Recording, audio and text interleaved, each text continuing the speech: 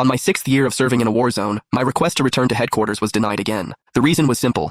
Hospital policy didn't allow close family members to work in the same department. Since Natalie Hart and I were married, my return would be considered a conflict of interest. I refused to accept that, so I quietly snuck back to Hartwell to demand an explanation. However, I heard a conversation that made me stop short right outside the administration office. "You've blocked Liam Hayes' transfer for 5 years all because of Noah Bennett," the department director snapped. "Liam ages out next year. This is his last chance to return." Natalie's face remained unreadable. "There's only one transfer slot this year. Noah gets it. Liam can go home and be a stay-at-home husband if he has to. Noah is different. He has ambition." The director slammed a hand on the desk. "And Liam doesn't? His dream was always to work at headquarters." His voice sharpened. "You were the one who had him sent to a war zone in the first place. Now you're blocking his only chance to come back. Noah barely passed his evaluations. He would have been removed years ago if you hadn't kept him under your wing. Do you honestly think you can protect him forever?" For the first time, anger flashed across Natalie's face. "Liam went there as my husband. How much could he have suffered?" Her tone grew icy. "Noah has no connections. If he were sent out there, it would ruin him. I'll take responsibility for Noah's training. I won't let anyone harm him." Outside the door, my eyes burned. I pulled out my phone and called my lawyer. "Draft the divorce papers, as fast as possible. I wasted 5 years all for a woman who had stopped loving me long ago. I no longer wanted to waste any more time on her. I no longer wanted to love her anymore." The moment I pushed the door open, every voice in the room went silent. Natalie froze. Then her expression darkened as she looked me over. "Who told you to come here?" Her voice was sharp. "The field hospital is short-staffed. Leaving without approval is desertion." Then, she noticed my reddened eyes. Her gaze shifted away, and her voice lost a little of its sharpness. "What did you hear?" Natalie had always been strict about work, even to the point of cruelty. She made no exceptions, even for her own husband. I still remember when I was first transferred to the war zone 5 years ago. I had nearly died more than once under gunfire and explosions. All I wanted was to see her. After getting through all the hoops,